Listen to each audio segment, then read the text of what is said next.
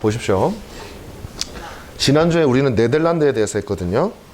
네덜란드 이게 이제 도르트 신조라고를 만들던 곳이라고 했잖아요. 요 도르트 신조가 바로 우리가 받아들이는, 물론 우리 장로교회가 받아들이는 공식적인 신앙 고백은 아니지만 도르트 신조의 내용이 우리가 반드시 알아야 될 신앙적인 내용이어서 제가 전에 있던 교회에서 이거를 5주간에 걸쳐서 설교를 했었어요. 제가 왜 자꾸 이 말씀을 드리냐면 이 진리와 이 교리들은요, 여러분 이렇게 생각하시면 돼요. 자, 제 말씀 한번 들어보세요. 우리가 신앙을 생각할 때 단순히 한 사람이 구원받느냐 마느냐의 문제로 생각할 수 있는 방법이 있을 수 있어요. 그러려면 굳이 뭐 도르트 신조니 뭐 웨스트민스터 신앙 고백이니 이런 거 알 필요 없어요. 알 필요가 없다기보다 그거 몰라도 구원을 받을 수는 있어요. 나 혼자만 생각하면. 그렇잖아요. 여러분들 뭐 한국 교회에서 웨스트민스터는 이거 가르치는 교회가 뭐 얼마나 됩니까? 그러니까 내가 한 사람만 구원받으려고 한다면은 굳이 교회에서 이런 걸 가르치고, 물론 이런 걸 가르치고 가르치면 더 분명한 구원의 가능성이 있죠. 왜냐하면 진리를 분명하게 아니까. 그렇죠. 꼭 그것만을 가르쳐야만 구원받는 건 아니에요.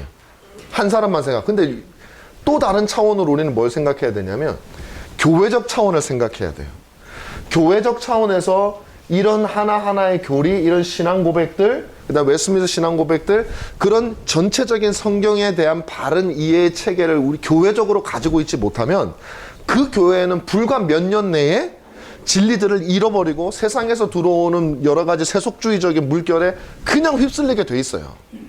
그래서 지금 한국 교회에 나타나잖아요. 지금 보면 뭐 무슨 감리교회 목사님은 아니 뭐 감리교 미국 같은 데는 뭐 동성애자 안수도 주기도 하고 다 한단 말이에요.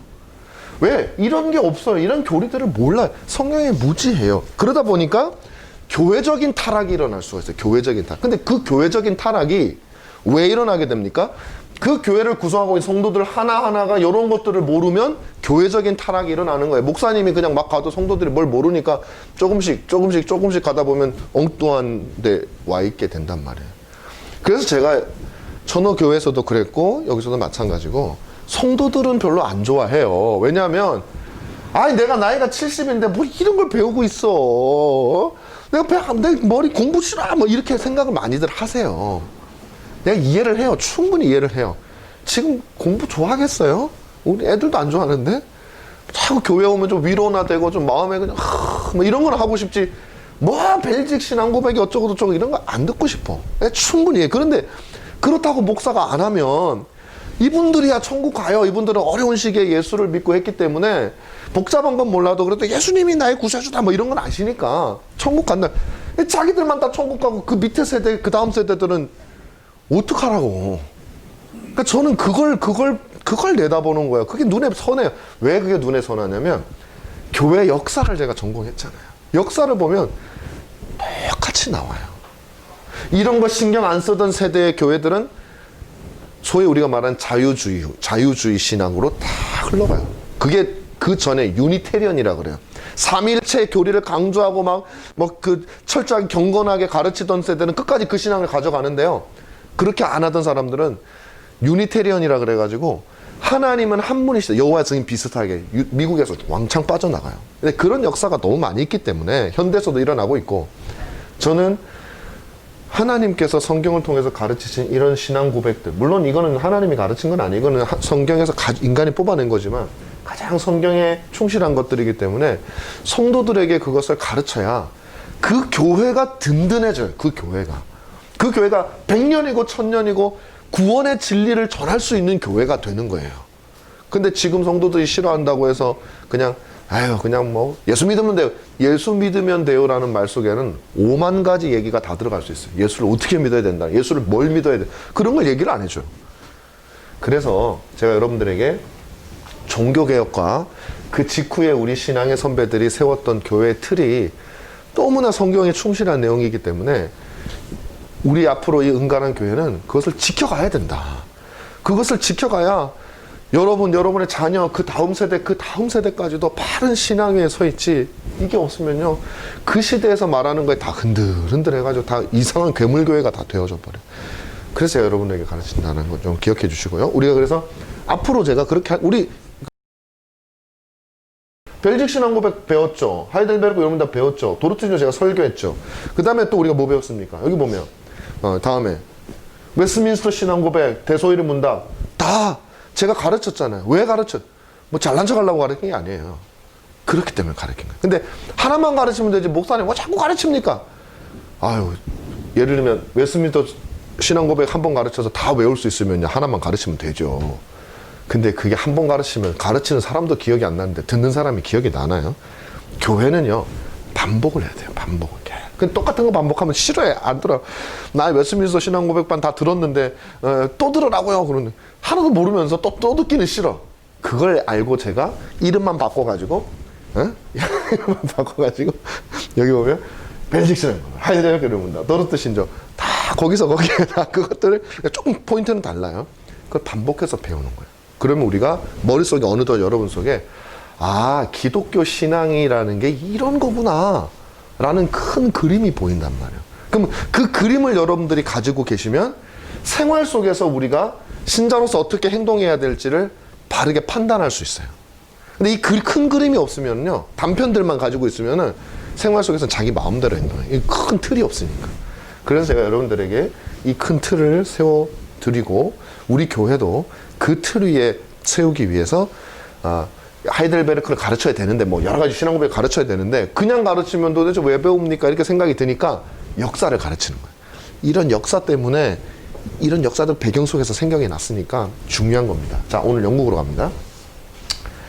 이 칼빈의 신앙이, 칼빈의 이 성경적인 신앙이 네덜란드로 가가지고 소위 우리가 말하는 개혁교회라고 하는 이름의 교회가 탄생을 했고요.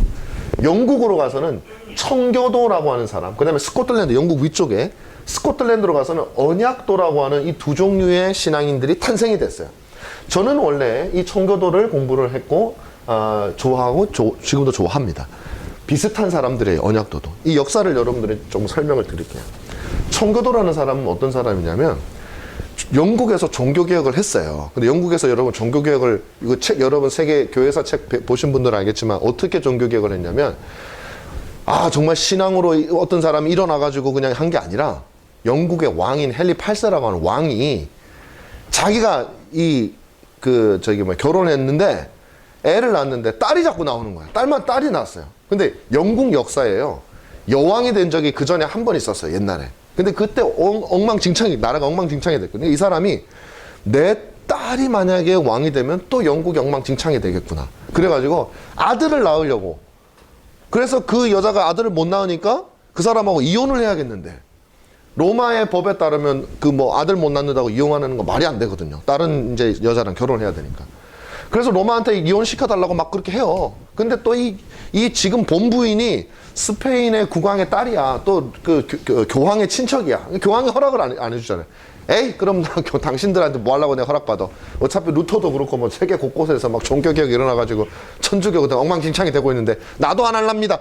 그러면서 종교개혁을 했단 말이에요. 그러니까 헨리 8세가 일으킨 종교개혁이라는 거는 종교개혁이 아니에요. 그냥 교리적으로는 로마식 교리고, 외적으로도 거의 다 로마 교회 방식, 천주교 방식 그대로예요. 그런데 이 청교도들은 유럽 대륙에 가가지고 칼빈한테 배우고 루터한테 배우고 이런 사람들이 영국으로 딱 들어왔단 말이에요. 자기가 이제 들어왔던 사람들이 들어오고 나서 딱 영국 교회를 보니까 이게 미신적이고 천주교의 그냥 비성경적인 게 아직도 가득 차 있는 거예요. 그러니까 이 사람들이 견디지를 못하는 거예요. 하나님 말씀에 따라 이루어져야지 어떻게 교회가 이럴 수가 있나. 국왕한테 얘기하는 거예요. 이거 개혁해야 됩니다. 그 대표적인 게 뭐가 있었냐면 이런 거예요. 이 성찬을 받을 때 사람들이 이렇게 무릎을 꿇고 받았어요. 성찬을 받을 때. 그렇게 하면 안 된다 그랬어요. 우리 생각할 때는 성찬을 받을 때 무릎 꿇고 받는 게 뭐가 잘못이냐 생각되죠. 그 사람들이 그렇게 말한 이유가 있어요. 왜냐하면 천주교의 성찬 교리에 따르면 이 떡은 그냥 떡이 아니라 신부가 기도를 했을 때 이거는 예수 그리스도의 몸으로 바뀌었다고 생각을 해요. 그러니까 이건 그리스도의 몸이에요. 그래서 무릎을 꿇을 때는 이것은 떡이 아니라 그리스도의 몸이기 때문에 그 떡 앞에 무릎을 꿇은 거예요. 근데 이게 개신교인들이 딱 볼 때는 떡은 떡일 뿐인데 왜 떡 앞에서 무릎을 꿇어? 이거 우상숭배요. 떡을 하나님처럼 예수님처럼 여기잖아요. 그거 없애라. 그 다음에 중백이라 그래가지고 이 영국 성공의 신부들은 이 신부복 위에다가 하얀색 또 뭘 입어야 돼. 그거를 반드시 입어야 되겠어. 근데 이 사람들은 그런 거. 아니 성경 어디에 그런 옷을 입으라고 하는 게 있냐. 이건 너무 로마 카톨릭 냄새가 너무 난다. 왜? 성경이 하라고 하지 않은 것을 너희는 반드시 하라고 하냐. 이건 우리의 양심을, 성경이 우리의 양심을 제어하는 것이 아니라 너희들이 우리의 양심을 제어한다. 반대. 얼마나 철저합니까? 우리들 같으면 그냥 뭐 입으면 뭐 그동안 입어왔는데 뭐 입게 해주지 뭐 이렇게 생각을 할 수가 있는데 아니에요. 왜냐면 그런 사소한 것들을 처음부터 바로잡지 않으면 오류가 계속 늘어나도 그냥 에이 뭐 이럴 수 있지 뭐 이렇게 되니까 처음부터 이 청교도들은 이것도 바꿔야 됩니다. 저것도 바꿔야 됩니다. 그랬어요. 그랬더니 헨리 8세가 죽고 그 아들 에드워드 6세가 얼마 못 살았어요. 그 다음에 메리 큰딸 메리가 여왕이 되거든요. 이 메리 여왕이 그냥 이 사람 카톨릭이에요. 아버지가 개신교로 바꿨는데도 자기는 카톨릭이에요. 고세 엄마 때문에. 카톨릭이가지고 안 됩니다 하는 사람들 다 죽여버려요. 청교도들이 그때 엄청나게 많이 죽어요. 막 죽여버리는 거예요. 그리고 그런 이제 죽은 사람도 많고 화형을 당. 죽이면 그냥 죽이는 게 아니라 화형입니다. 이때는 불에 태워 죽이는 거예요. 그래서 그런 거 있어요. 제가 동영상을 보여드리면 좋은데 두 사람 리들리하고 또 어떤 사람 둘이서 이 스테이크 그 나무에 이렇게 매여가지고 그냥 불이 확 타는 데서 서로 격려하고 형제여 힘을 내시오 이러면서 죽어가요. 그리고 많은 사람들이 또 유럽으로 도망가 대륙으로. 그래서 블러디 메리라 그래. 피의 메리. 그 여왕이 죽고 난 다음에 엘리자베스 2세 여왕이 그것도 헨리 8세의 딸이에요. 둘째 딸이에요. 이 사람이 여왕이 되는 거예요. 여왕이 딱 됐을 때 이 엘리자베스는 정치적인 사람이어가지고 자기 언니는 배다른 언니거든요. 이 언니는 정치적이고 뭐고 안에 이제 천주교가 중요한 거였고 엘리자베스는 이 영국 왕실이 중요한 거. 그래서 우리는 로마랑 선을 긋는다. 그 대신 그렇다고 해서 다른 사람들이 칼빈이 말하는 것처럼 장로교 방식 그렇게는 안 한다. 그래서 헨리 8세가 했던 대로 왕이 그 나라의 교회의 최고의 머리고 수장령이라 그래요. 왕이 최고의 머리고 그 다음에 이 모든 것들은 이 수직적인 계급적인 구조로 해야 된다. 그래서 청교도들은 장로교식으로 해야 됩니다. 교회도 이 장로들이 운영하고 한 사람이 머리가 돼가지고 하는 거는 천주교 방식이고 성경적이지 않습니다. 이렇게 했는데 엘리자베스는 아니라 그래. 왜 아니라 그러냐면 장로교 방식으로 여러 사람이 다스리는 그런 방식으로 하게 되면 이 사람이 생각할 때 저것들이 왜냐면 온 국민이 교회 사람들이니까 저것들이 교회에서 민주주의를 배워버리잖아요. 민주주의를 배워버리면 나라에서도 교회에서는 이 머리가 여러 명이고 장로들이 민주주의 우리가 뽑은 사람들이 하는데 당신은 뭔데 왕으로 있어? 하고 반란을 일으키거나 국가에 도움이 안 된다고 생각하기 때문에 이 엘리자베스가 절대로 또 그건 안 돼. 그래서 중간적인 입장을 취하는 거예요. 로마 교회하고 개신교회하고 중간적인 입장을 취해. 그게 청교도들이 볼 때는 도저히 용납이 안 되는 이 사람들이 이제 완전히 성경에 의해서 이 마음이 바뀐 사람들이거든요. 그래서 이 사람들이 철저한 개혁을 추구하는 거예요. 성경, 하나님 주권 이런 것들을 내세우면서 우리 성경대로 다 합시다. 그러니까 핍박을 엘리자베스한테도 많이 당했어요. 핍박을 많이 당했어요. 그래서 나중에는 어떻게 되냐면요. 겉으로 예를 들면 뭐 예배는 이렇게 드리고 이렇게 바꿉시다 했다가 보니까 맨날 그 핍박을 당하니까 이제 바꿔요. 이제 그런 얘기는 좀 하지 말고 우리의 신앙적 내면을 바꾸자. 그러면서 밑으로부터의 개혁을 추구합니다. 그래서 경건한 그리스도인이 되도록 하자 하면서 이 사람들이 강조했던 게 뭐였냐면은 주일 성수예요. 여러분 종교 개혁자들은요 안식일 성수, 뭐 준수, 주일 성수를 그렇게 강조하지 않았어요. 근데 이걸 굉장히 강조했던 사람들이 청교도였어요. 성경을 연구한 거죠. 성경을 연구해 보니까 안식일을 기억하여 거룩하게 지키라 그랬는데 안식일을 기억하여 거룩하게 지키지 않다 보니까 나머지도 다 엉망이 되는 거다. 그래서 적어도 주일날은 우리가 하나님 말씀을 듣고 읽고 성도와 교제하고 세상 일에서 손을 놓고 정말 하나님 앞에 선 신자로서의 하나님의 은혜를 기억하는 날로 그날로 보내자. 그래서 이 청교도들이 그런 것들이 많이 발달이 된 거예요. 굉장히 거룩한 삶 이런 것들을 굉장히 발달을 시켰어요. 그리고 청교도들은 성경 중심주의, 삶의 모든 영역에 하나님의 말씀을 적용해야 된다. 이게 정말 오늘날 필요한 거예요. 오늘날 교회는 어떠냐면요. 성도들로 하여금 교회에서만 신앙생활을 잘하면 돼. 헌금만 많이 내면요. 목사님들이 걱정이 없어요. 아, 저 장로님 헌금만 많이 내면 되지 뭐 세상에서 어떻게 살든가. 아, 그 매스컴에 뭐 이름만 안 나오면 되는 거예요. 뭐 감옥만 안 가면 되는 거예요. 근데 교회 새벽기도도 잘 나와. 아, 헌금도 잘해. 그러면 천국 갑니다. 그러면 만족, 더 이상 가르칠 게 없습니다. 하산하십시오. 뭐 이런 분위기. 그리고 성도들로 하여금 교회에다가 행사를 엄청나게 많이 만들어가지고 자꾸 교회 와서 한국 교회 성도들이 어떻게 돼버렸냐면 교회에서는 천하무적이에요. 기도를 그렇게 많이 하는 우리나라 같은 그런 게 없어요. 교회 일을 그렇게 많이 하는 권사님들 그냥 집에 남편 밥은 안 해줘도 교회 와서 식당에서 일을 하는 그 믿음이 좋다고 해야 될지 어째야 될지 모르는 그런 분들이 한국 교회만큼 많은 데가 어디 있어요. 그런데 청교도들은 그게 아니에요. 교회에서만 주일만 힘쓰는 성도들이 아니라 네가 있는 모든 곳에서 하나님의 원리가 적용될 수 있도록 해야 돼. 그래서 그 제일 첫 번째가 어디냐면 가정이에요. 가정. 아버지가 가장이 되고 아버지가 제사장이 되어서 그 가정 안에서 하나님의 원리가 적용되기 위해서 힘써야 돼. 가족들에게 성경을 가르치고 기도를 가르치고 그 일을 해야 돼. 그 다음에 직장에 직장 가서도 그렇게 해야 돼. 그래서 청교도들은 이래요. 너희가 직업을 가지고 있는 목적이 무엇이냐? 이웃을 섬기기 위한 거다. 그 왜 이웃을 섬기냐? 이웃을 섬김으로 하나님을 섬긴다. 우리가 세상에서 주어진 하나님을 섬기는 방식은 이웃을 섬김으로 하나님을 섬기는 거다.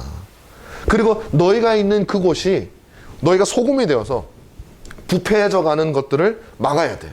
예를 들면 정치인들이다.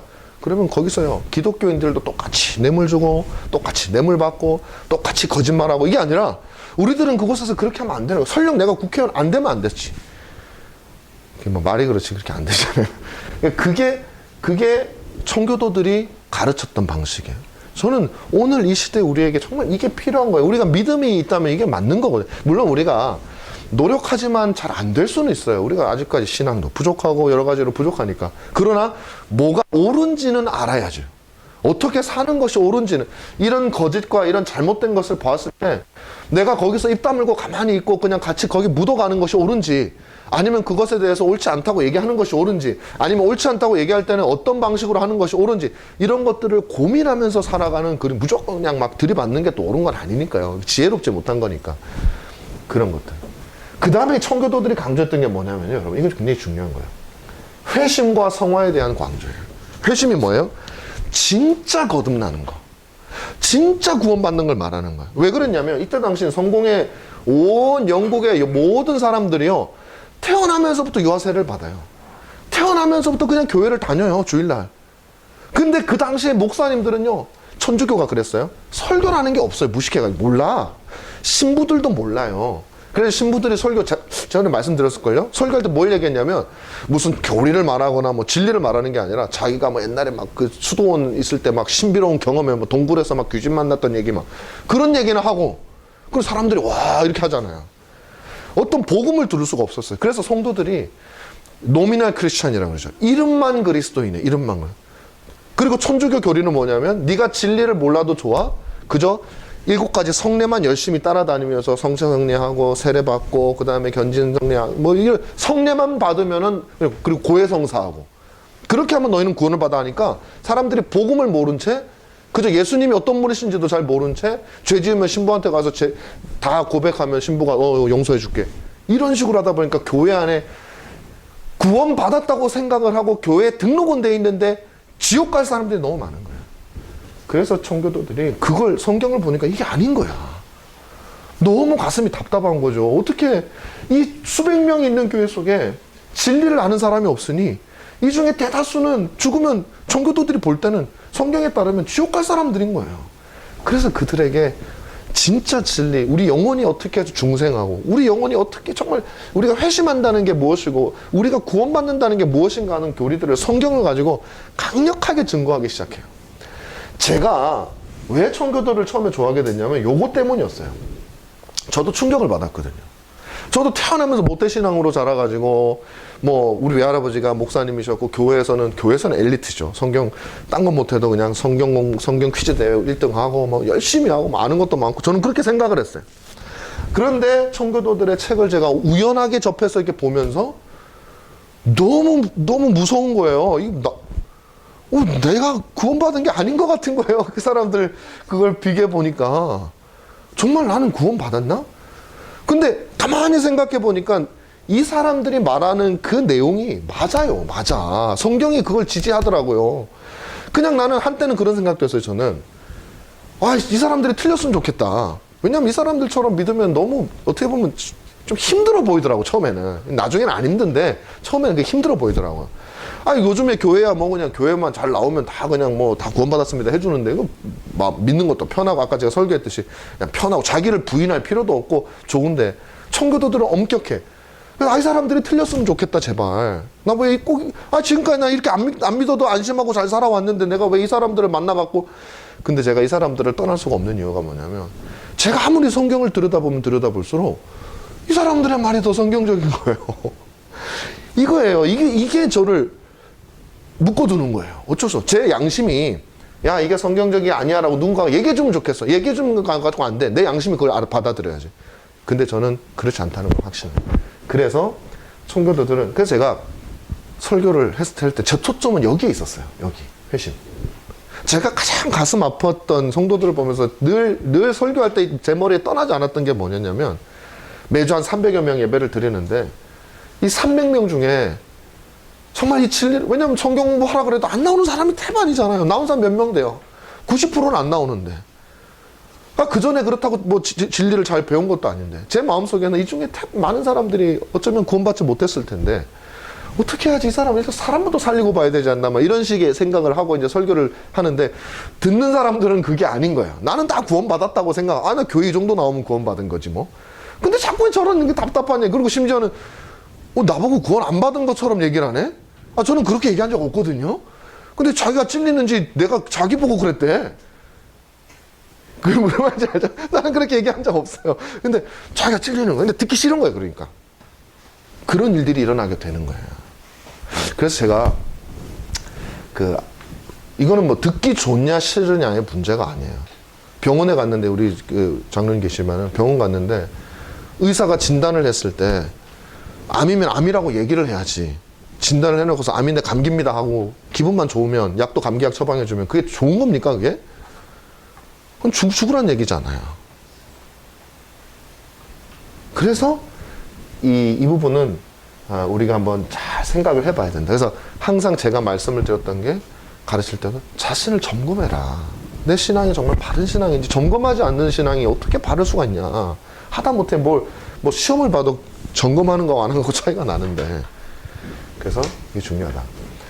이런 개혁신학이 경건과 조화를 이룬다. 이건 단지 그냥 거듭나는 문제뿐만 아니라 그렇게 하나님의 은혜를 경험한 사람은 그 이후의 삶에 있어서도 어떻겠습니까? 대충 교회만 왔다 갔다 하라 그래도 못해요.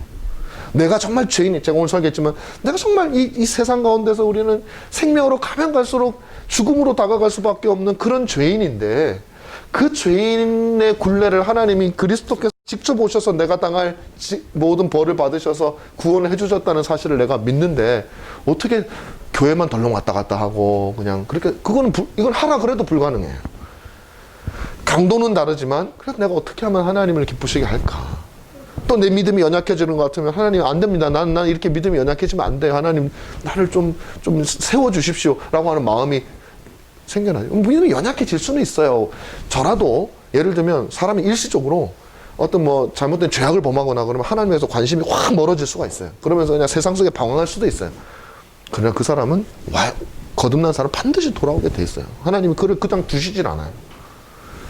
이건 굉장히 중요한 진리고 저는 우리 교회 천호교회뿐만 아니라 한국 교회에 대해서도 이 부분 때문에 제가 교수를 하는 겁니다. 이것만 아니면 제가 굳이 교수할 필요가 없어요. 근데 이걸 가르치는 교수들이 별로 없어요. 한국 신학교 안에.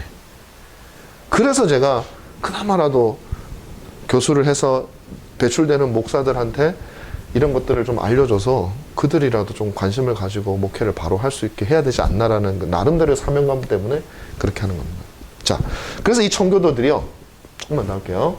청교도들이 이 웨스트민스터 회의라고 하는 회의를 소집했습니다. 사실은 요 과정 속에 일어나는 역사가 되게 재미있는 영국 역사가 많이 있어요. 많이 있는데 그걸 해버리면 몇 줄 더 해야 되니까 힘들고 이때 이제 이 영국 왕이 이제 엘리자베스 2세 여왕에서 그 다음에 제임스 1세라고 하는 스코틀랜드의 왕이었는데 이 엘리자베스가 결혼 안 하다 보니까 애를 못 낳았어요. 애를 없으니까 왕위를 잃을 사람이 없는 거야. 근데 가장 가까운 사람이 누군가 봤더니 스코틀랜드에 있는 제임스 6세라고 하는 왕이 제일 가까운 친척이 된 거예요. 원래 이제 왕가끼리 막 결혼을 하잖아요. 그래가지고 이 사람이 영국으로 와서 두 나라 왕이 동시에 돼요. 그게 제임스 1세입니다.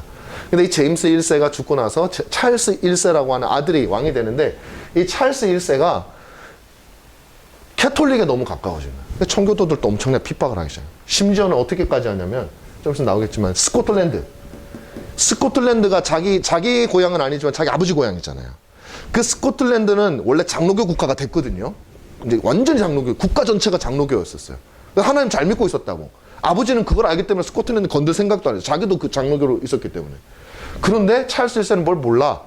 근데 이 좀 내 땅인데, 나는 잉글랜드 왕이기도 하고 스코틀랜드도 내 땅인데, 저것들은 왜 왕을 제일 머리로 하는 국교회 안 하고 자기들끼리 장로회를 하냐. 마음에 안 드는 거야.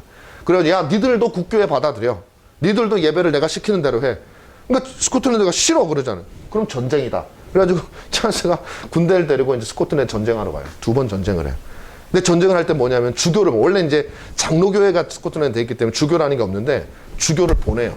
보내가지고 그 주교가 설교하게끔 하는데, 그때 성 자일스 교회라고 하는 교회에서 다른 사람들은 벌벌벌벌 떨고 있는데 그 게데스라고 하는 한 여인이 설교를 딱, 주교가 와가지고 딱 설교를 하려고 그러니까 의자를 또 대단히 폭력적이 의자를 집어 던져버렸어요. 집어 던지면서 저항을 하면서 스코틀랜드에서 확 이제 이 저항하는 사람이 일어났어요. 그 일이 있고 나서 잉글랜드에 있는 이 의회, 국회에 있던 사람들은 대다수가 청교도였거든요. 하원 의원들이. 그래서 왕하고 대립된 상태였어요. 그래서 사실은 스코틀랜드하고 이 잉글랜드에 있는 의회 국회의원들하고 국회의원들이 스코틀랜드에 도움을 요청을 해요. 너희들이 전쟁을 해서 찰스를 2번 이겼으니까 우리도 지금 찰스하고 전쟁을 하고 있는데 너희들이 나 좀 도와줘야겠다. 그때 스코틀랜드 둘 다 장로교도들이니까 야 그럼 조건이 있어. 무슨 조건?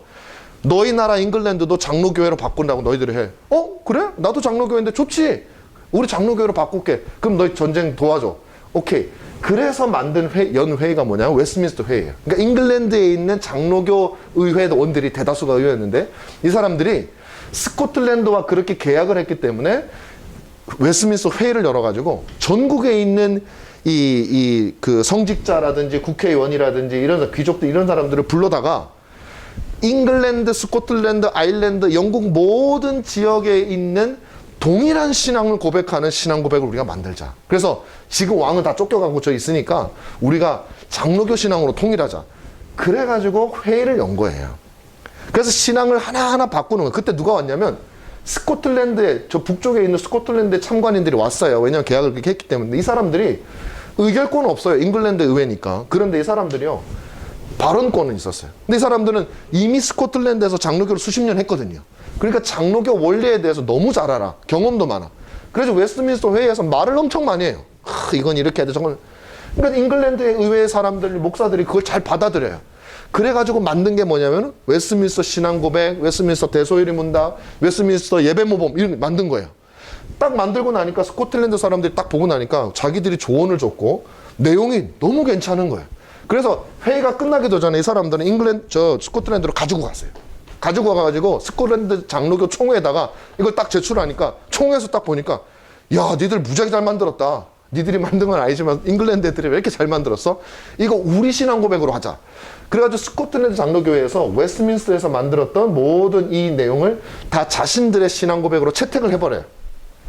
반면에 잉글랜드는 자기들이 만들었지만 그것을 채택을 하려고 하는데 내전이 일어나죠.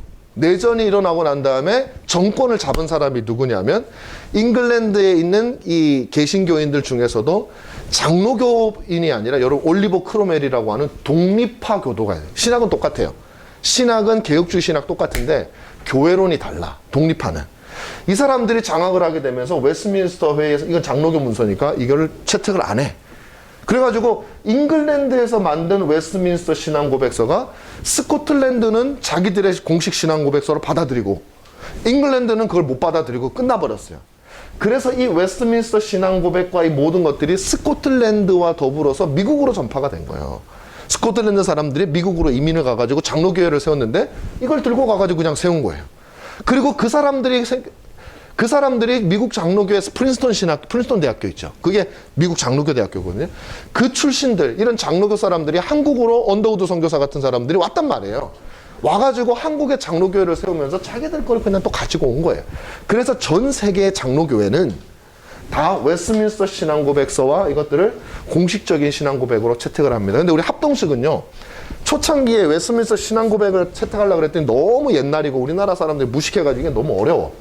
그래가지고 이 사람들이 이걸 안 하고 인도의 12신조라는 게 있어요. 12신조. 이걸 아주 간단하게 요약한 거예요. 그걸 공식적으로 채택하고 그 다음에 소유리 문답을 공식적으로 합동측 문서로 채택을 했어요. 지금은 내가 잘 모르겠다. 지금도 아마 이 신앙고백 자체는 공식 문서 아닐 수도 있어요. 12신조일 거예요, 아마 지금도. 그래서 어쨌든 웨스트민스터 회의에서 가장 개혁주의적이고 무엇보다도 장로교적인 신앙의 내용을 담은 신앙고백서와 이 모든 것들이 만들어졌고, 그래서 저와 여러분들은 장로교인이란 말이에요. 이건 통합합동 다 똑같아요.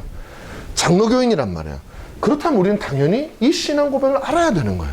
이때 웨스트민스터 회의에서 모여가지고 어떻게 했냐면 1163회 모임을 가졌어요. 그래서 대요리 문답을 만드는 팀, 소요리 문답을 만드는 팀, 신앙고백을 만드는 팀, 예배문법을 만드는 팀, 각자 나누어져가지고 이 많이 모여서 하나님께 기도하고 경건하게 하면서 만든 신앙고백서가 웨스트민스터 신앙. 한 가지 일화를 들려드리면, 신론이 제일 처음에 신론이에요. 신앙고백서 제일 처음에 신론. 처음 시작을 해야 되는데 이 신론을 하나님이 어떤 분이다라는 것을 어떻게 해야 될지 경론이 벌어진 거예요. 며칠이고 몇 달이고 지났는데 시작을 못하네. 그래 이제 어느 날 모여가지고 이 신론에 대해서 또 이제 서로 이제 그걸 맞추기 위해서 하는데, 어느 한 청교도를 갖다가 기도를 시켰어요, 이 대표를. 기도를 하는데 이 사람이 기도를 하면서, 여러분 웨스트민스터 신앙고백서 신론을 보면요, 있으면 좋은데 굉장히 길어요. 하나님은 무한하시고 어쩌시고 쫙 성품에 대해서 나와요. 근데 이 사람이 기도를 하는데 그 내용을 쫙 하나님의 속성에 대해서 그것만 한 5분 이상 얘기하는 거예요.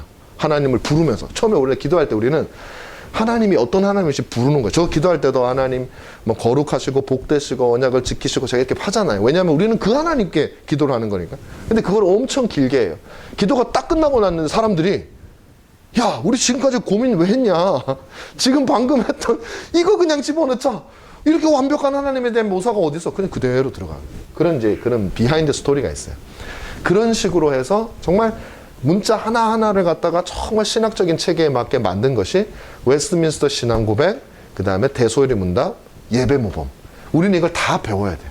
다 배워서 이 장로교 전통에 맞게끔 우리도 예배를 하고 그것에 맞게끔 가르치고, 그 다음에 그것을 우리 마음속에 새기고 우리 자녀들에게 가르치고, 그렇게 되어지는 것이 바로 우리가 추구해야 되는 교회의 모습이다. 그래서 바로 칼빈주의 교리의 가장 원숙한, 달걀도 아니고 완숙은 아니고 원숙한 표현이라고 보시면 됩니다. 웨스트민스터 신앙고백이. 자, 이게 이제 잠깐만요. 웨스트민스터 신앙고백 회의 모습이에요. 회의 모습. 이거 제 방에 있는 그림이에요. 아까 이것도 제 방에 있고요. 제가 걸어놓진 않았는데 요 그림도 제 방에 있고, 그 다음에 이제 요것도 있는데, 요거는 이제 이거예요. 이 웨스트민스터 회의 의장이고, 이 사람은 누구냐면 독립교도 5명, 121명 중에 독립교도가 5명 있었거든요. 장로교 말고. 이 사람들은 뭘 하냐면 교회를 세울 때, 우리 장로교회는 총회, 노회, 당회 이렇게 수직적인 부분이 있어요. 이 사람들은 그런 게 없고, 모든 교회는 그저 각 지교회에서 모든 결정을 다 해. 목사 한 수도 그냥 성도들이 투표해가지고 당신 목사하시고 그냥 하게 돼. 그게 이제 모든 결정권이 거기에 있는 거예요. 그거에 대해서 교회론을 하면서 서로 논의를 하면서 양심의 자유에 대해서 서로 간에 논쟁을 하는 장면이 그려져 있는 웨스트민스터 회의의 그림이에요. 자, 그 다음에 여러분 시간 금방 끝낼게요. 아까 했기 때문에 이 장로교 스코틀랜드 언약도도 마찬가지예요. 장로교의 본산이고, 존 낙스라고 하는 사람이 제네바에서 칼빈 사역을 배우고 후에 스코틀랜드 적용했고, 주여 나의 조국 스코틀랜드를 주시옵소서, 그렇지 않으면 나에게 죽음을 주시옵소서 라는 마음으로 스코틀랜드 거기도 메리 여왕이 있어요. 여왕하고 맞서가지고 종교개혁을 이뤄냅니다. 제가 그런데 왜 제가 이 말씀을 드리려고 그러냐면, 여기까지만 할게요. 최초의 장로교를 세웠는데 이 사람들을 우리가 언약도라고 부릅니다. 이 언약도라는 말의 의미만 설명해 드리고 마치겠습니다. 아까 말씀드렸지만 이 찰스 1세가 군대를 가지고 가서 주교를 갖다가 도입하려고 했을 때 이 게데스라고 하는 여인이 의자를 집어 던지면서 그것에 저항했고 전 스코틀랜드인들이 일어나가지고 이제 그것을 저항을 했거든요. 그러면서 어떤 일이 일어났냐면 스코틀랜드 총회로 모였어요. 모여가지고 이제 우리가 결정을 하자. 찰스 왕이 요구하는 저 어떤 그 영국 성공의 방식을 우리에게 요구하는데 이것에 대해서 우리가 받아들일 것인지 아니면 저항할 것인지를 결정을 하자. 근데 거의 모든 사람들이 다 저항하자라고 했어요. 어떻게 저항하냐? 목숨을 걸고 죽더라도 저항을 하자. 왜? 그것이 성경적이기 때문에. 보세요. 이게 뭐 불교, 뭐 일본, 뭐 신사참배 그게 아니에요. 같은 기독교죠, 사실은. 그러나 더 성경적인 교회 운영 방식인 장로교회 방식과 비성경적인 국교회 방식, 미신 같은 요소들이 있는 방식 중에 택해야 되는데 이것이 옳지 않고 이게 더 성경적이라고 믿기 때문에 이 사람들은 목숨을 걸고 저항하기로 언약을 맺어요. 거기에서 언약을 맺어요. 그래서 우리는 그 사람들을 스코틀랜드 청교도라고 하지 않고 특별히 스코틀랜드 언약도라고 부릅니다. 이게 장로교 전통이에요. 전통이라기보다 장로교 뿌리죠. 언약도. 그래서 이 사람들은 언약을 맺고 이제 죽어갑니다. 어떻게 죽냐면 한 가지 일하는 걸 많이 죽어요. 굉장히 많이 죽는데 나중에 이제 그 왕권이 강화되면 많이 죽는데 한 가지 일화가 있어요. 왕이 사람들을 잡아다가 스코틀랜드 가면 지금도 있다가 저 안 가봤지만 지붕 없는 감옥이라는 곳이 있어요. 거기다가 사람들을 가둡니다. 가두면 철창살이 있죠. 근데 지붕이 없어요. 근데 마음만 먹으면은 이게 뛰어넘으려고 나올 수가 있어요. 근데 스코틀랜드 날씨가 1년에 한 50일 정도 해가 비치고요. 그렇지 않으면 거의 비가 오거나 뭐 안개 끼거나 겨울에는 눈 날리거나 그렇게 한대요. 이 사람들이 겨울 내내 거기서 잡혀가지고 있는 거예요. 근데 왜 도망을 안 가냐? 넘어가려면 넘어갈 수 있는데 자기들은 언약을 맺었기 때문에 하나님께서 자기를 뭐 예를 들면 공식적으로 풀어주거나 그렇게 해서 풀어나는 건 괜찮지만 자기가 살기 위해서 도망가지는 않겠다고 하면서 그 지붕 없는 감옥에서 눈비 맞으면서 수많은 사람들이 죽어요. 거기서 그냥 그렇게 죽어요. 그래서 이 스코틀랜드의 언약도는 어떤 면에서는 청교도보다도 신학적으로는 거의 똑같지만 장로교이고 이 사람들은 그리고 어떻게 순교자적인 신앙의 모습에 굉장히 좋은 본이 됩니다. 여러분 한번 이제 기회가 되면 나중에라도 이런 글들이 있거든요. 그런 책들을 읽어보시면 우리가 믿는 이 개혁파 신앙과 장로교 신앙이 정말 어떤 신앙인가 하는 걸 우리가 알 수 있게 돼요. 저도 목사지만 우리 뭐 멀리 갈 필요도 사실 없잖아요. 우리 조기철 목사님, 손양원 목사님만 봐도 우리는 알 수 있어요. 신앙이라는 게 그냥 이거 편리한 대로만 대충 이렇게 믿고, 그러니까 그리스도의 사랑과 하나님의 은혜가 우리 안에 깊이 박히면 깊이 박힐수록 그게 하라 그래도 그렇게 되지를 않아요. 나를 거듭나게 해주신 분이 이분이시고 나를 위해서 죽으신 분이신데 내가 편하게 살겠다고 그분의 명을 무시하고 그렇게 살 수 없다라는 게 그게 장로교 신앙의 정신이죠. 그래서 이런 내용들까지 오늘 하도록 하겠습니다. 이건 다음 주에는 우리가 신대륙 미국으로 어떻게 건너갔는지 우리가 살펴보도록 할게요.